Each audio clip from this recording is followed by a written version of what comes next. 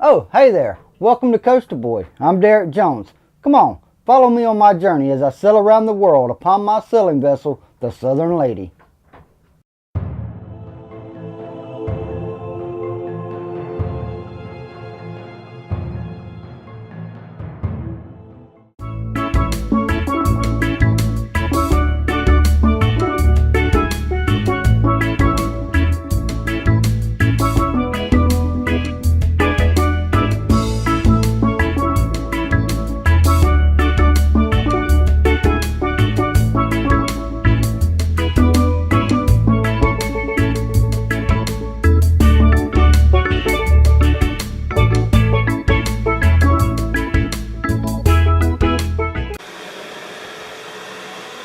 Oh, good morning, my friends.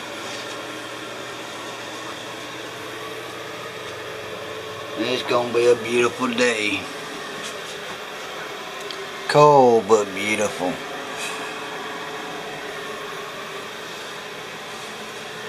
I got some of the windows blocked off inside the cabin today.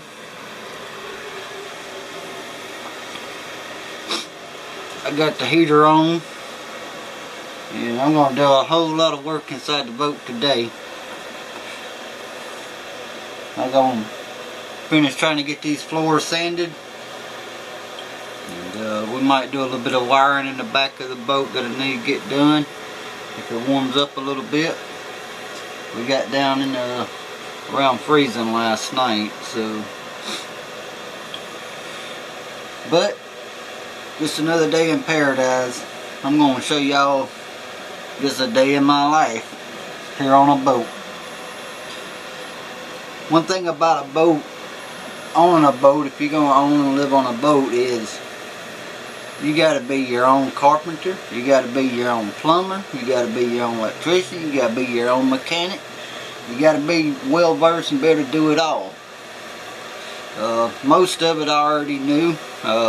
I've done a lot of trade work in my life since I was 18 years old. The only thing that I really didn't know much about was diesel motors.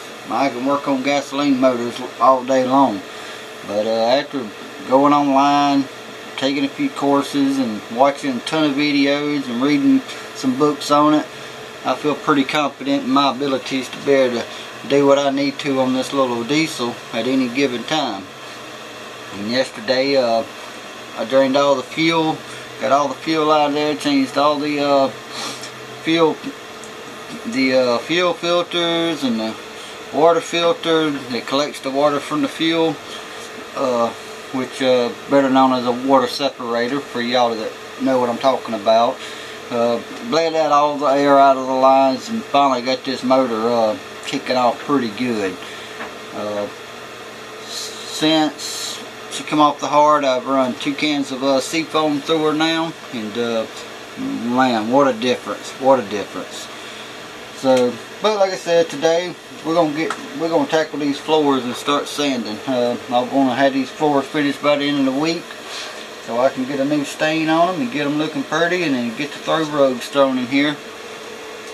See y'all in a little bit.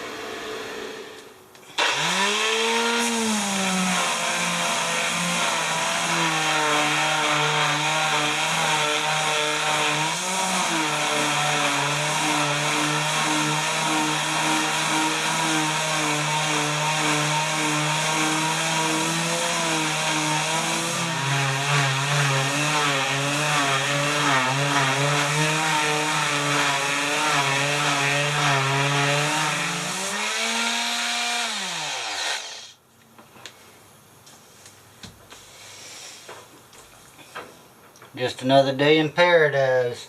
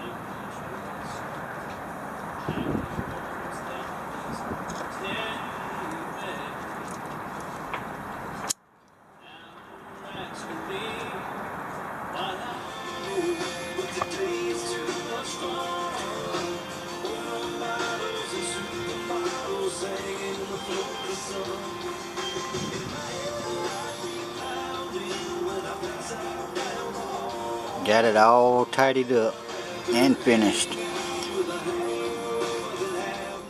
I don't know if y'all noticed, but I got a new addition in here. The table that I built, I wasn't real thrilled with because the wood that I bought never matched up to the rest of this wood in this boat. I'm not for sure what type of wood they used in here. I wound up buying some good hardwood, but the grains never matched up. So I didn't care for it.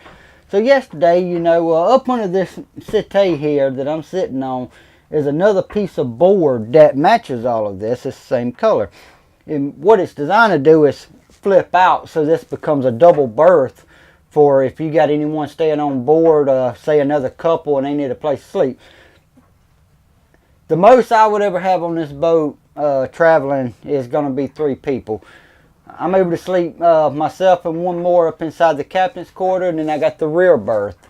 And if I have to, if there's a 4 for any chance, they can sleep over there on the single berth on the other settee.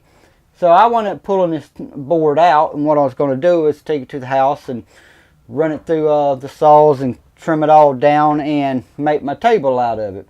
And I would prefer to have a little bit longer table. I would prefer to have one about 4 foot and had it flipped over.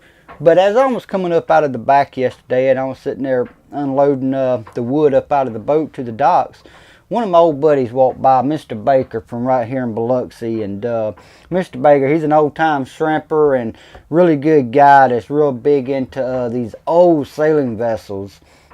And I mean, he's probably got 30 different sailboats, and every one of them under 30 foot, all on trailers. Every one of them are pre-60s. Most of them are dating back into the 20s, 30s, and 40s. He's also got 2 Bohemian style fishing sailing vessels from the Bahamas. I don't know how he managed to acquire that, but they were awesome. And matter of fact, I'm going to have a video coming up later on in May where I'm actually going to go sailing with him right out here, matter of fact. And what we're going to be doing is the wooden boat show. But anyhow, you know, he was asking me what I was doing. I told him what I was doing. He goes, "Why don't you come up to the house?" He goes, "I got a whole bunch of old boat tables there." And oh, he had some bigger ones. Man, I saw this one. I just fell in love with it. And this table actually was on a boat that went down in Katrina, and he wound up salvaging a bunch of parts off of it, and so did this table. Not a buckle in it. Goes to speak of how good the wood they used back then. So I wound up installing this here, and basically I just need a little table that I can work my keyboard and mouse, or work a laptop from, or just sit there and write. I don't need nothing very big right here. But I think what I'm going to end up doing at this point now, because I do want the bigger table, is I'm going to go back over there. He's got another table for me to look at that's a lot bigger and folds out. So I'm going to actually put it here, and I'm going to move this one and replace it to the one up inside the cockpit. Up in front of the binnacle and all, you got a table that flips up. That way if you want to sit outside and have drinks or eat outside during the evenings, my deal is to be able to sit out there, and if I have artists on board, they can get out there if they want to get out of the cabin and get up there and draw or paint or whatever they fancy. So I just wanted to give y'all that update, since y'all probably seen it in the video already, and let y'all know what's going on.